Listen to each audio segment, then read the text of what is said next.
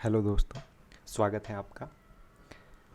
आज हम मध्य प्रदेश की यूनिट फर्स्ट की जो है दूसरी यूनिट देखने वाले हैं, जिसका जो हेडिंग है वो है मध्य प्रदेश के प्रमुख साहित्यकार।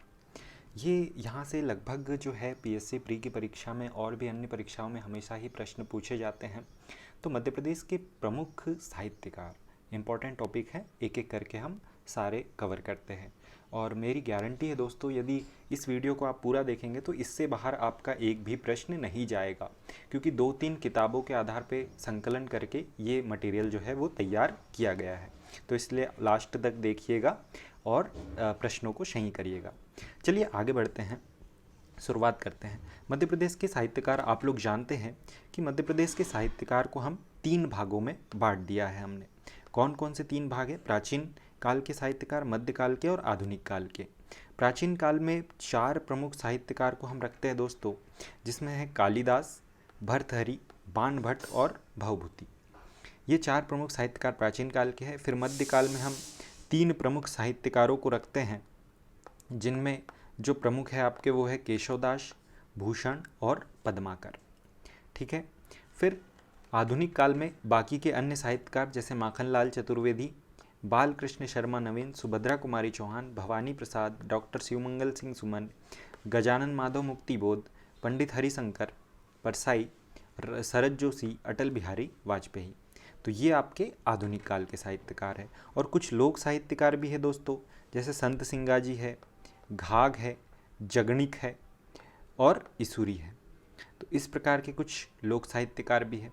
देखेंगे हम कि बुंदेलखंड के महाकवि किसे कहा जाता है और बुंदेलखंड का जयदेव किसे कहा जाता है, कृषि कवि कौन है। तो इस प्रकार के सारे प्रश्नों को कवर करेंगे, एक एक करके पढ़ते हैं। सबसे पहले जो इम्पोर्टेंट साहित्यकार है वो है महाकवि कालिदास। इनको डिटेल में पढ़ना बहुत ज़्यादा जरूरी है। जो महाकवि कालिदास है दोस्तों, संस्कृत के प्रमुख साहित्यकार हैं, आप लोग जानते हैं। और ये विक्रमादित्य के 9 रत्नों में से एक थे। उज्जैन से इनका संबंध माना जाता है दोस्तों। कहाँ से संबंध माना जाता है इनका? उज्जैन से। याद रखिएगा, उज्जैन से संबंध माना जाता है इनका, उज्जैन जिले से। हालांकि इनके जो जन्म है उस पर मतभेद है अभी कि कहाँ से ये थे, लेकिन उज्जैन इनकी कर्मस्थली थी और सभी रचनाओं का जो है इन्होंने उज्जैन में ही जो है निर्माण किया था। फिर बाणभट्ट के हर्षचरितम में भी कालिदास का उल्लेख किया गया है। तो ये भी याद रखिएगा, वेरी इंपॉर्टेंट पॉइंट है दोस्तों, कि बाणभट्ट के हर्षचरितम में किस प्रमुख संस्कृत साहित्यकार का या किस प्रमुख संस्कृत कवि का उल्लेख किया गया निम्न में से पूछा जा सकता है, तो आपको लगाना है कालिदास। ठीक है, इंपॉर्टेंट पॉइंट है। फिर आगे चलते हैं। उज्जैन से इनका संबंध रहा, मैंने बता दिया। इनकी प्रमुख रचनाएं देख लेते हैं, यहाँ से प्रश्न बनते हैं।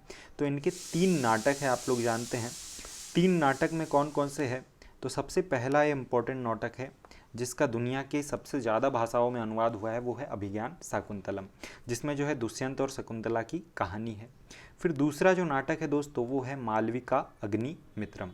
ये कालिदास की पहली रचना है। तो यहीं से इम्पोर्टेंट प्रश्न बन जाएगा कि कालिदास की पहली रचना कौन सी है। यहीं से आपका एक प्रश्न बन जाएगा, कालिदास की पहली रचना निम्न में से कौन सी है। तो आप लोगों को लगाना है पहली रचना कौन सी है, मालविका अग्निमित्रम। ठीक है। इसमें क्या है, अग्निमित्र और निर्वासित नौकर की बेटी जो है मालविका, उनसे प्यार हो जाता है किसको? अग्निमित्र को। और उसी प्यार की, उसी प्रेम की कहानी का वर्णन कालिदास ने अपने सुनहरे शब्दों में किया है। तो पढ़िएगा कभी टाइम मिले आप लोग को, तो बहुत अच्छी रचना है ये मालविका अग्निमित्रम। इसमें अग्निमित्र को नौकर की बेटी मालविका से प्यार हो जाता है। और फिर बाद में जो है मतलब किस तरीके से इनका प्यार आगे बढ़ता है, और मालविका जो है बाद में पता चलता है लोगों से कि ये महारानी है, कहीं किसी राज्य की वो राजकुमारी निकलती है। तो इस तरीके से फिर आगे होता है। तो इम्पोर्टेंट पॉइंट यही है कि यह पहली रचना है कालिदास की। ठीक है, तो याद रखिएगा कालिदास की पहली रचना दोस्तों। ठीक है, अगला चलते हैं हम। विक्रमोर्वशीयम, ये कालिदास का तीसरा नाटक है। रहस्यों से परिपूर्ण नाटक है दोस्तों, रहस्यों से परिपूर्ण नाटक। अभी क्या है, प्री की परीक्षा में डायरेक्टली प्रश्न नहीं पूछे जा रहे हैं, तो थोड़ा घुमा फिरा के भी आपसे प्रश्न पूछे जा सकते हैं, इसलिए अच्छे से थोड़ा डीप में सारी रचनाओं को हमको पढ़ना है हमें। रहस्यों से परिपूर्ण कौन सी रचना है पूछेगा तो विक्रमोर्वशीयम। फिर इसमें किसकी कथा है, तो राजा पुरर्वा जो है उनकी कथा है। राजा पुरर्वा को इंद्रलोक की जो अप्सरा होती है उर्वशी, उससे प्यार हो जाता है। तो पुररवा और उर्वशी का जो उनका जो प्रेम का वर्णन है, उर्वशी की प्रेम गाथा का वर्णन विक्रमोर्वशीयम में कालिदास ने बहुत ही अच्छे तरीके से किया है। और इसमें जो है इंद्र नाराज हो जाते हैं और फिर आगे बहुत अच्छे तरीके से इसकी कहानी का वर्णन किया है। तो वो आप लोग बस इतना जान लीजिए, ये आपके लिए पर्याप्त है। ठीक है, तो पुररवा और उर्वशी की कथा यदि पूछेगा, नाटक यदि पूछेगा, तो विक्रमो उर्वशीयम। आपको एक चीज़ समझ में आई होगी कि तीनों जो नाटक है किसी न किसी प्रेम गाथा से संबंधित है। तो याद रखिएगा, तीनों जो नाटक है वो प्रेम गाथा से संबंधित है दोस्तों, किसी न किसी की प्रेम गाथा। जैसे अभिज्ञान शाकुंतलम आपने देखा दुष्यंत और शकुंतला की, मालविका अग्निमित्रम अग्निमित्र और मालविका की, और विक्रम और उर्वशीयम जो है पुररवा और उर्वशी की। फिर हम दो महाकाव्य देखते हैं। कौन कौन से दो महाकाव्य है?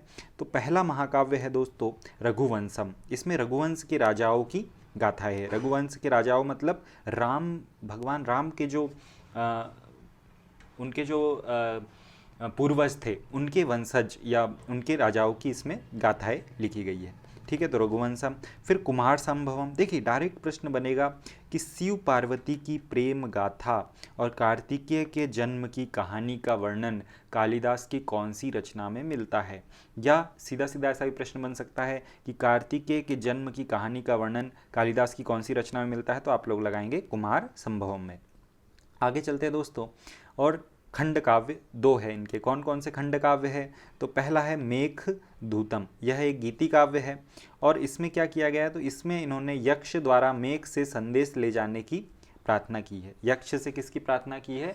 कि मेघ से, बादलों से संदेश भेजने की उस टाइम पे कल्पना, जैसे आज हम व्हाट्सएप पे संदेश भेजते हैं, ऐसे ही उसी टाइम पे कालिदास ने जो है बादलों के द्वारा संदेश भेजने की कल्पना की थी।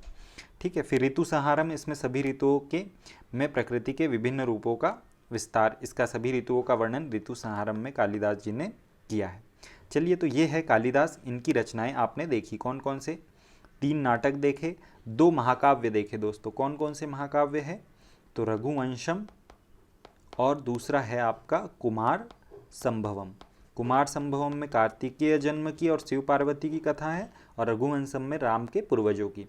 फिर 2 खंड काव्य आपने देखे, एक तो ऋतु संहारम और दूसरा देखा आपने दोस्तों जो ऋतु संहारम, और ऋतु संहारम के साथ दूसरा क्या था?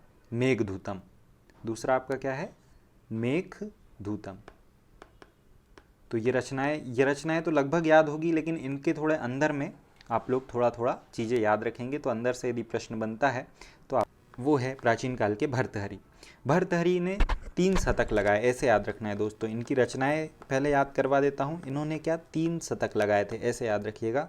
3 शतक कौन कौन से? तो नीति शतक, श्रृंगार शतक और वैराग्य शतक। कौन कौन से? नीति शतक, श्रृंगार शतक और वैराग्य शतक। यहाँ पे लिखे हुए शतक त्रयी भी पूछ सकता है, तो 3 शतक। इनकी साधना स्थली दोस्तों चुनारगांव यूपी रही। चुनारगांव यूपी इनकी साधना स्थली रही, और ये उज्जैन के शासक भी रहे कुछ समय तक, ऐसा कहा जाता है। और चंद्रगुप्त विक्रमादित्य के बड़े भाई है, ऐसा माना जाता है। तो भर्तृहरि के बारे में याद रखिएगा। चलिए आगे चलते हैं। 3 शतक लगाए इन्होंने और उज्जैन के शासक रहे, साधना स्थली चुनारगांव यूपी।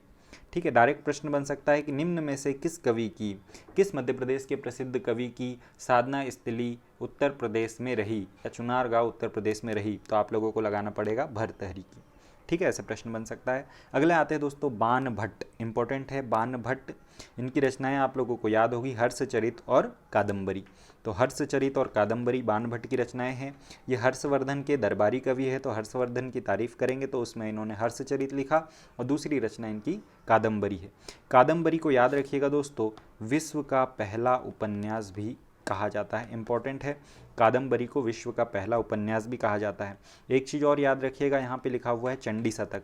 देखिए 3 शतक, नीति शतक, श्रृंगार शतक और वैराग्य शतक तो लगाए थे आपके भर्तृहरि जी ने। ठीक है, लेकिन चंडी शतक लगाया है बाण भट्ट ने। ठीक है, चंडी शतक किसने लगाया है? बाण भट्ट ने। आगे चलते हैं, देखते हैं नेक्स्ट जो है आपके वो है भवभूति। कौन है नेक्स्ट? भवभूति। इनकी कुछ नहीं, इनकी बस आपको 3 रचनाएं याद रखना है। भवभूति भी पहली चीज़ तो यही कि प्राचीन जो आपके है प्राचीन इतिहासकार से, प्राचीन जो साहित्यकार है उससे संबंधित है, और 3 रचनाएं हैं इसकी। कौन कौन सी? मालती माधव, महावीर चरितम और उत्तर राम चरित। ममऊ क्या किसे याद रख सकते हैं आप? ममऊ मालती माधव, महावीर चरित और ऊ से उत्तर राम चरित। तो इस तरीके से भवभूति की रचनाएं हो जाएगी। ठीक है, इधर भ भ आता है, इधर ममऊ। ठीक है, फिर नेक्स्ट है दोस्तों, अब हम प्राचीन काल के चारों जो है साहित्यकार को देख चुके हैं। अब मध्यकाल के साहित्यकारों पर आते हैं। मध्यकाल में जो प्रथम साहित्यकार है वो है आपके आचार्य केशव दास। आचार्य केशव दास का जन्म ओरछा में हुआ था, जानते होंगे आप लोग। ठीक है, इन्हें कठिन काव्य का प्रेत कहा जाता है, इंपॉर्टेंट फैक्ट है। और रीति काल के बहुत प्रसिद्ध कवि थे ये, रीति काल के बहुत प्रसिद्ध कवि थे। ओरछा में ही केशव जयंती समारोह भी मनाया जाता है। केशव जयंती समारोह कहाँ मनाया जाता है? तो ओरछा में। इनका जन्म भी ओरछा में हुआ था और इन्हें कठिन काव्य के प्रेत भी कहा जाता है। तो ये इंपॉर्टेंट फैक्ट इनके याद रखिएगा। और रचनाएँ क्या याद रखेंगे दोस्तों? देखिए रचनाएँ याद करवा देते हैं इनकी कौन कौन सी है। तो एक तो इन्होंने जो है जहांगीर जस चंद्रिका लिखी थी, और दूसरी इन्होंने लिखी थी दोस्तों जहांगीर जस चंद्रिका के साथ में वीर सिंह देव रामचंद्रिका और जहांगीर चंद्रिका। कौन कौन सी हो जाएगी? रामचंद्रिका और जहांगीर जस चंद्रिका, ये दो चंद्रिका हो जाएगी। और दो इन्होंने लिखी प्रिया, कौन कौन सी? रसिक प्रिया और कवि प्रिया। तो रसिक प्रिया, कवि प्रिया, रामचंद्रिका, जहांगीर जस चंद्रिका, ये चारों आपको याद रहेंगी। फिर ये वीर सिंह देव के दरबार में थे, तो उनकी तारीफ में इन्होंने या उनके गुणगान करने के लिए लिखा था वीर सिंह देव चरित। तो इम्पोर्टेंट है वीर सिंह देव चरित। ठीक है, फिर और भी कौन सी रचना है? विज्ञान गीता, तो ये भी याद रखिएगा। विज्ञान गीता भी किसकी रचना है? केशव दास की रचना है। तो विज्ञान और गीता का संबंध भी किसने बताया? केशवदास ने बताया। नक्सिक और छंदमाला भी इनकी अन्य रचनाएं हैं। तो ये जो इंपॉर्टेंट रचनाएं मैंने आपको बता दी, रसिक प्रिया, कवि प्रिया, दो इन्होंने लिखी प्रिया, कौन कौन सी? दो लिखोगे आप प्रिया, दो लिखोगे आप चंद्रिका। ठीक है, दो चंद्रिका, दो प्रिया, रसिक प्रिया, कवि प्रिया, जहांगीर जस चंद्रिका, रामचंद्रिका, और वीर सिंह देव के दरबार में थे इसलिए वीर सिंह देव चरित।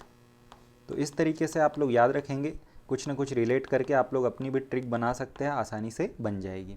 अपनी ट्रिक से याद रखेंगे तो ज़्यादा अच्छा होगा। थोड़ा थोड़ा हिंट मैं यहाँ पे आपको करते चलूँगा।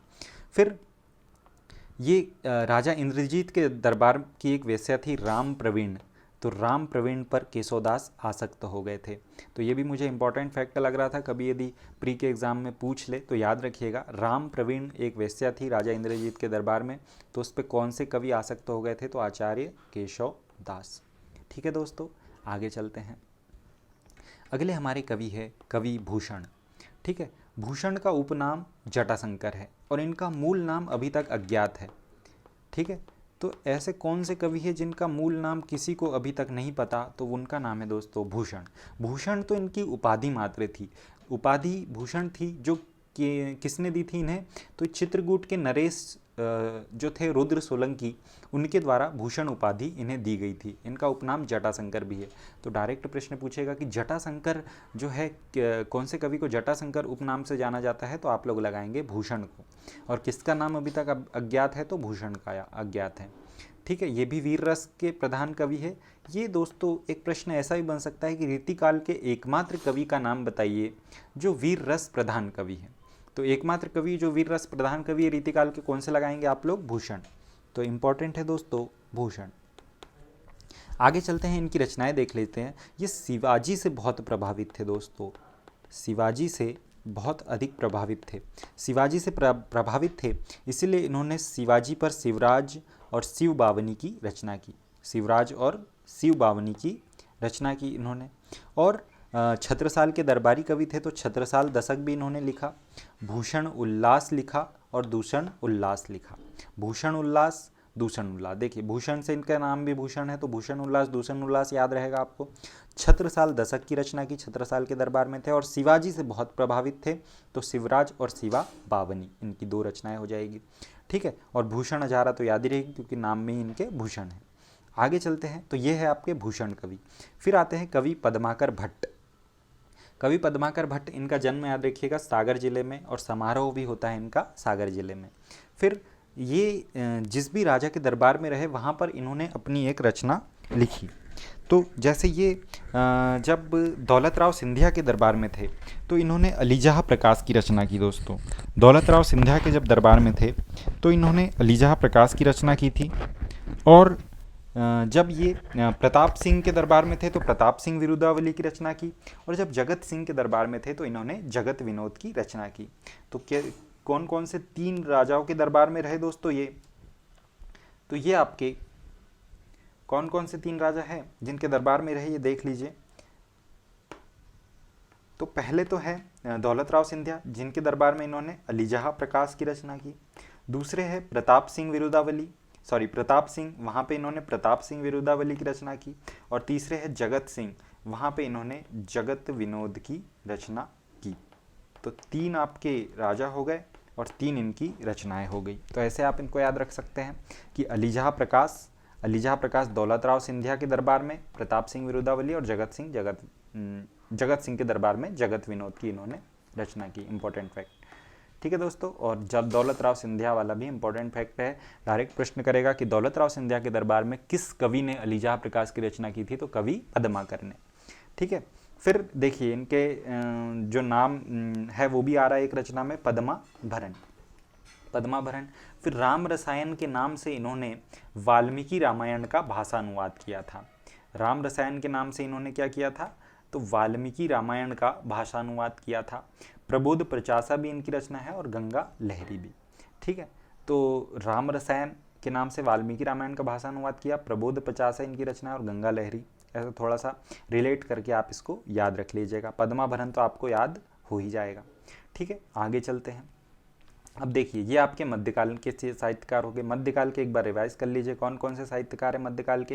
पहला आपने आचार्य केशवदास देखा, जिनका जन्म जो है ओरछा में हुआ, कठिन काव्य के प्रेत कहा जाता है।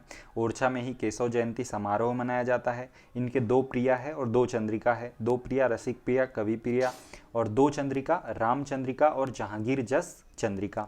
फिर विज्ञान गीता भी इनकी रचना है और वीर सिंह देव के दरबार में थे इसलिए वीर सिंह देव चरित भी इनकी रचना है। राम प्रवीण पर ये आसक्त हो गए थे। फिर भूषण पे आएंगे दोस्तों, इनका नाम अभी तक अज्ञात है और इनका उपनाम है जटा शंकर।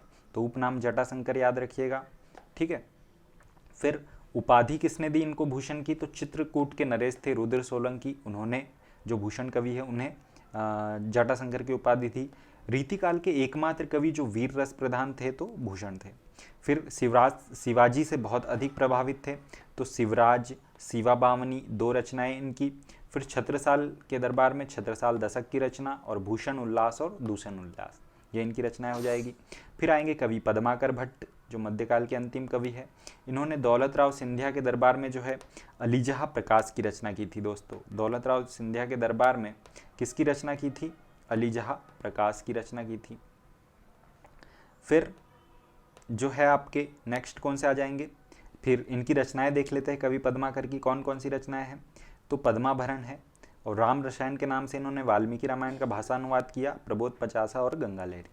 अब देखिए आपके प्राचीन काल के और मध्यकाल के साहित्यकार हो चुके हैं। अब हम आधुनिक काल के साहित्यकार पर आते हैं। कौन कौन से प्रमुख साहित्यकार हैं आधुनिक काल के? तो सबसे पहले है दोस्त आपके माखनलाल चतुर्वेदी। पहले कौन से हैं? माखनलाल चतुर्वेदी। माखनलाल चतुर्वेदी का जन्म जो है बाबई गांव होशंगाबाद में हुआ था। बाबई गांव होशंगाबाद में इनका जन्म हुआ था और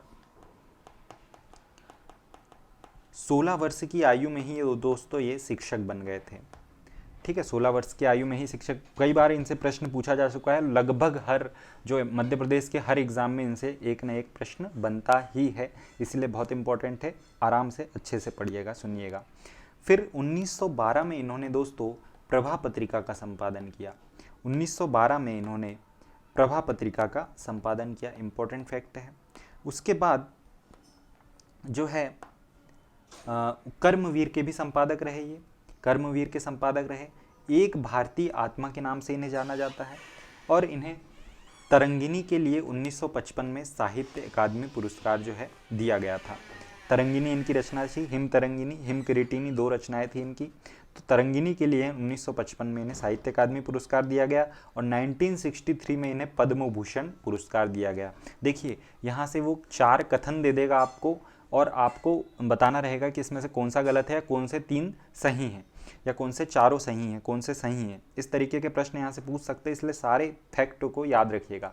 सबसे पहले प्रभा का प्रकाशन करेंगे, कर्मवीर के संपादक रहेंगे, एक भारतीय आत्मा के नाम से जाना जाता है, तरंगिनी के लिए 1955 में साहित्य अकादमी पुरस्कार मिला और 1963 में इन्हें पद्म भूषण से नवाजा गया। फिर इनके काव्य रचनाएं कौन सी है, तो हिम किरीटिनी, हिम तरंगिनी, युगचरण, माता और मरण ज्वार। युगचरण के साथ एक और इनकी रचना है दोस्तों समर्पण। तो युगचरण, समर्पण, हिम किरीटिनी, हिम तरंगिनी, माता और मरण ज्वार, ये आपको याद रखना है। और साहित्य देवता इनका निबंध है अमीर इरादे, गरीब इरादे और समय के पाव। समय के पाव वेरी इंपॉर्टेंट रचना है दोस्तों। समय के पाव याद रखिएगा। समय के पाव किस कवि की रचना है, तो माखनलाल चतुर्वेदी की। ठीक है, माखनलाल चतुर्वेदी एक बार फिर से रिवाइज कर लीजिए, इंपॉर्टेंट है।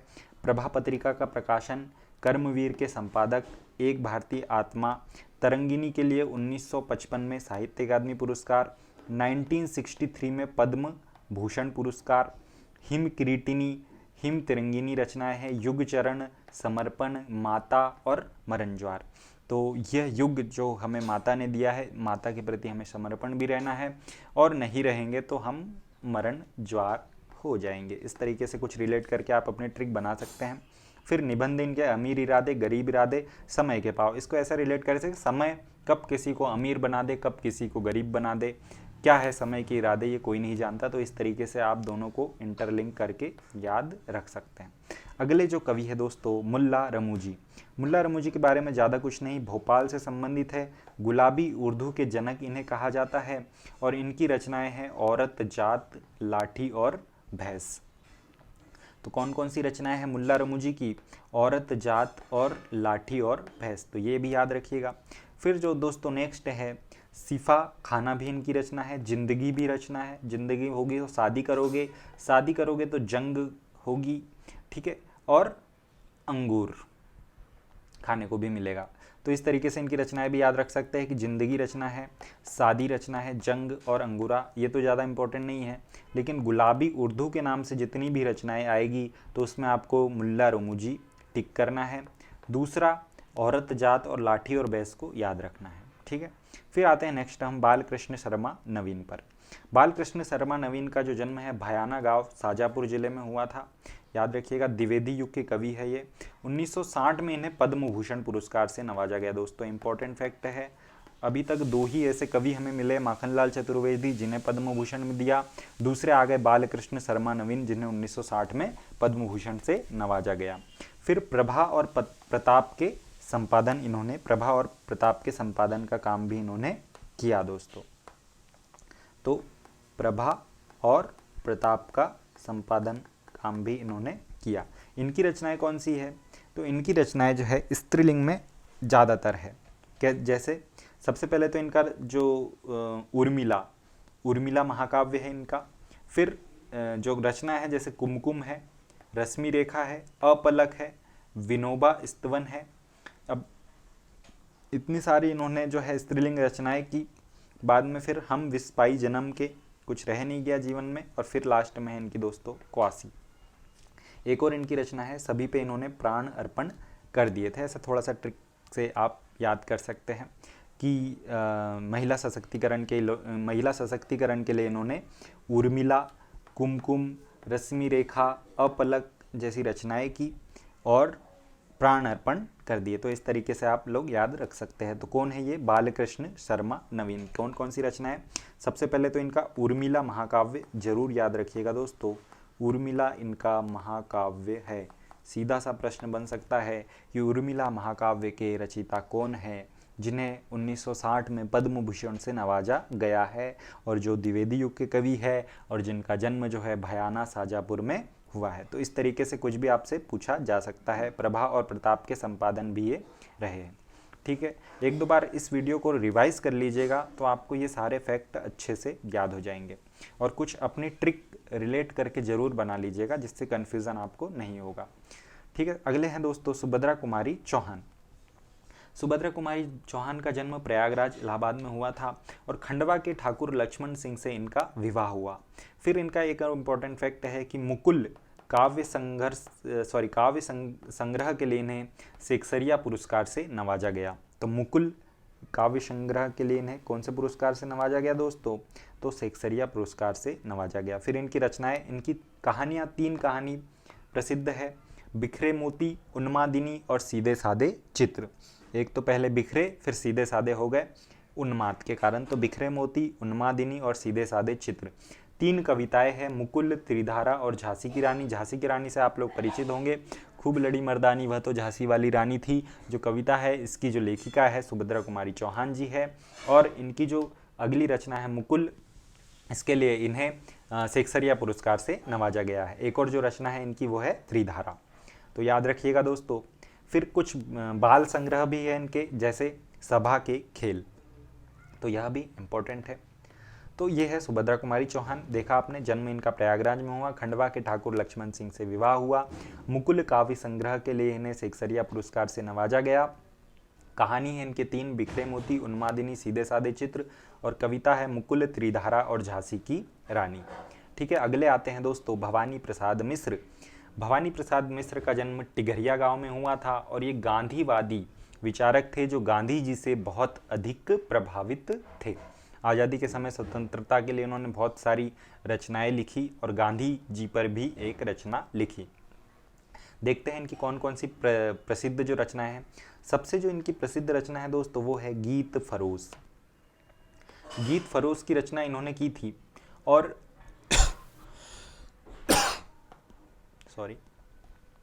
गीत फरोश की रचना इन्होंने की थी और चकित है दुख, यह भी इनकी प्रसिद्ध रचना है। फिर इनकी है अंधेरी कविताएं, गांधी जी से बहुत अधिक प्रभावित है तो गांधी पंचसती, बुनी हुई रस्सी, अंधेरे में क्या बुनेंगे तो रस्सी बुनेंगे।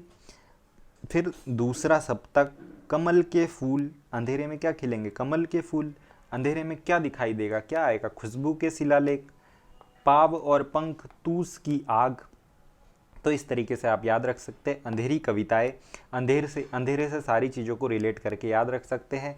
गीत फरोश को अच्छे तरीके से याद रखना है, यदि प्रश्न बनेगा तो गीत फरोश और चकित है दुख पर सबसे ज़्यादा बनने की संभावना है, तो इन दोनों को जरूर से आप लोग याद रखिएगा, गीत फरोश, चकित है दुख। फिर अंधेरी कविताएं गांधी जी से प्रभावित है इसलिए गांधी पंचसती, अंधेरे में आप बुनेंगे रस्सी, अंधेरे में कमल के फूल भी खिल रहे हैं, खुशबू के शिलालेख भी, पाव एवं पंख भी अंधेरे में, और आग भी लग गई तो उसकी कहाँ अंधेरे में। तो इस तरीके से आप लोग दोस्तों भवानी प्रसाद मिश्र जी को याद रख सकते हैं। और टिगरिया गांव होशंगाबाद, ठीक है दोस्तों, तो होशंगाबाद के अभी ये दूसरे कवि है, पहले थे माखनलाल चतुर्वेदी, दूसरे है भवानी प्रसाद मिश्र, तीसरे जो आएंगे एक और हमारे पास वो है हरिशंकर परसाई। तो इसके बाद दोस्तों आते हैं हम डॉक्टर शिवमंगल सिंह सुमन पर। शिवमंगल सिंह सुमन जो है इनका जन्म जो है उन्नाव यूपी में हुआ था और इन्हें 1999 में पद्म भूषण से सम्मानित किया गया। ठीक है दोस्तों, शिवमंगल सिंह सुमन याद रखिएगा। और शिवमंगल सिंह सुमन के जीवन की जो रचनाएं रही वो कौन कौन सी रही देखते हैं। देखिए किसी के भी जो है जीवन की रचनाएं क्या रहती है, तो सबसे पहले किसी का भी जीवन का प्रलय और सृजन होता है। जीवन का क्या होगा, जीवन के गान है, प्रलय और सृजन होता है। प्रलय और सृजन होने के लिए क्या चाहिए, हिल्लोल चाहिए, हिलना डुलना चाहिए। फिर जीवन पर हमारा विश्वास बढ़ता ही जाता है लेकिन हमारी आंखें कभी नहीं भरती, आदमी संतोष कभी नहीं होता। तो इस तरीके से आप लोग याद रख सकते हैं। फिर प्रलय सजन से विंध्य हिमालय को रिलेट कर सकते हैं कि प्रलय और सजन होगा तो क्या बनेंगे, विंध्य और हिमालय जैसी रचनाएं बनेगी। मिट्टी का निर्माण होगा इसलिए मिट्टी की बारात बनेगी। और लास्ट में है इनकी व्यानी की व्यथा। और एक और इम्पोर्टेंट फैक्ट दोस्तों कि प्रकृति पुलुस कालिदास पर भी इन्होंने रचना लिखी थी। किसने, तो डॉक्टर शिवमंगल सिंह सुमन ने। तो किस तरीके से रिलेट करके याद रखेंगे आप कि हिल्लोल है, जीवन है, जीवन के गान है, प्रलय और सृजन है। प्रलय सृजन हो रहा है तो विंध्य हिमालय का निर्माण हो रहा है, मिट्टी का निर्माण हो रहा है।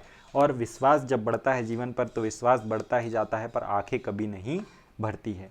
तो इस तरीके से सुमन जी की कौन कौन सी रचनाएं देखेंगे आप, तो लिखेंगे हिल्लोल, हिल्लोल है, प्रलय सृजन हो रहा है, प्रलय और सृजन हो रहा है।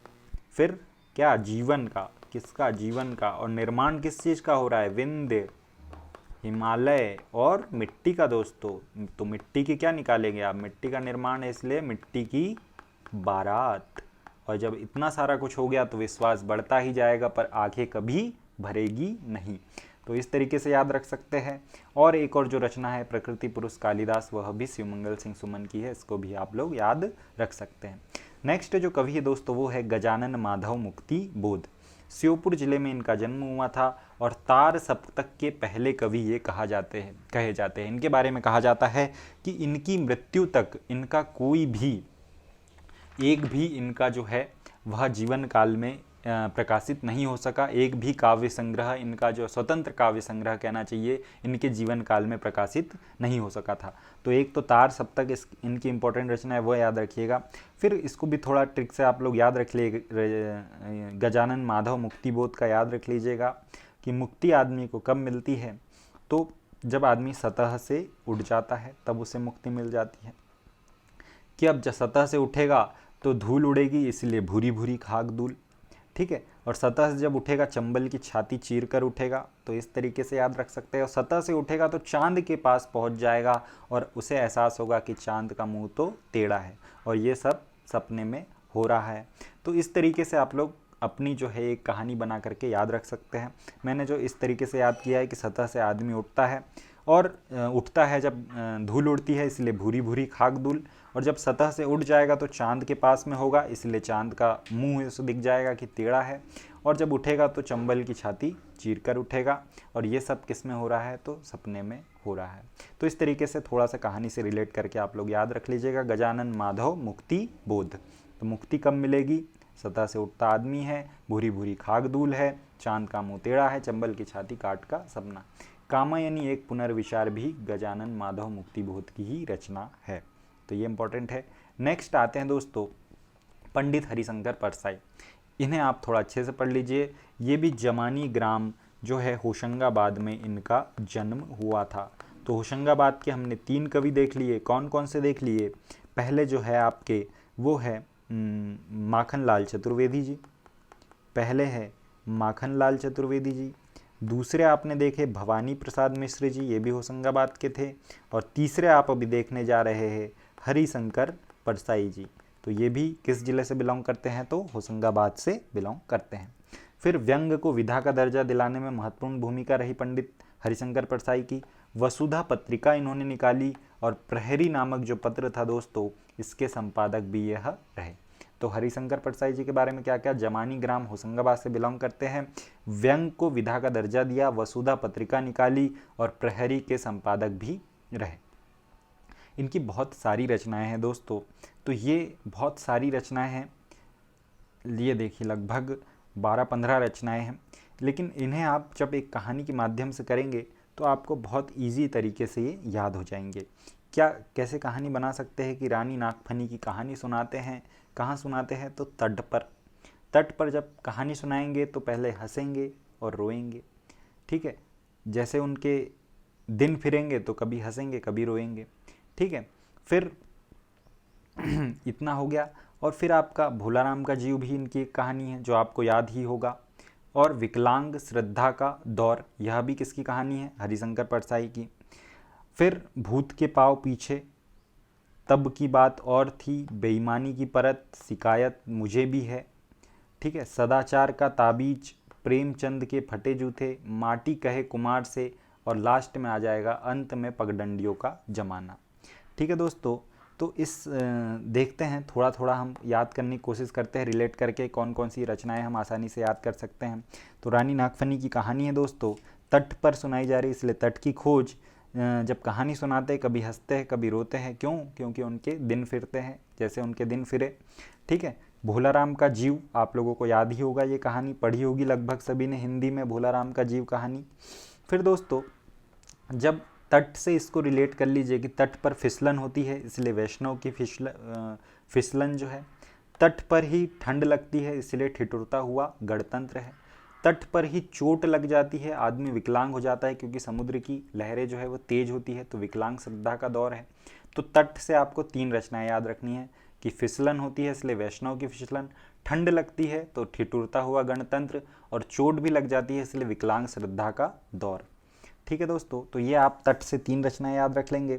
फिर देखिए बेईमानी की परत, बेईमानी की परत के लिए आपको क्या करना है? यदि बेईमान रहेगा आदमी तो पहली बात तो उसे सदाचार का तावीज पहनाना पड़ेगा, ठीक है, सदाचार का तावीज पहनाना पड़ेगा और जूते भी मारना पड़ेगा, प्रेमचंद के फटे जूते, मिट्टी याद दिलाना पड़ेगा, माटी कहे कुमार से, और अंत में दोस्तों याद रख सकते हैं, अंत में पगडंडियों का जमाना, ठीक है। शिकायत मुझे भी है, याद ही होगी आप लोगों को, और भूत के पाँव पीछे ये भी याद होगी।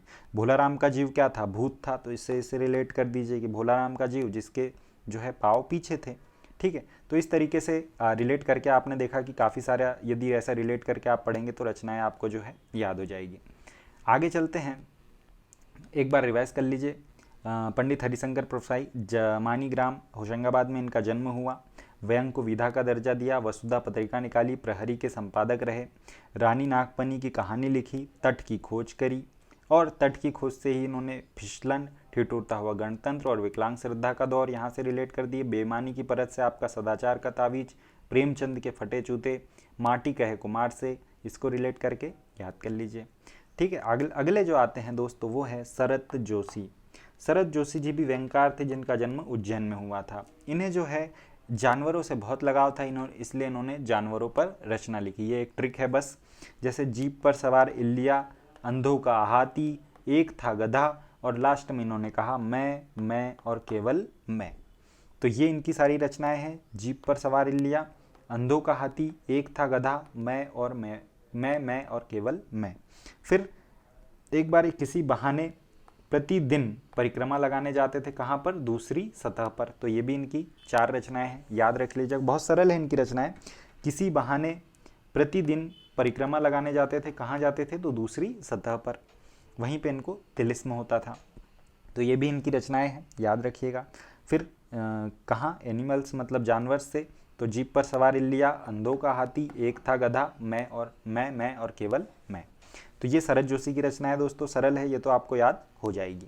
नेक्स्ट है अटल बिहारी वाजपेयी जी, जिनका जन्म 1924 में दोस्तों ग्वालियर में हुआ था और 2018 में इनकी मृत्यु हुई।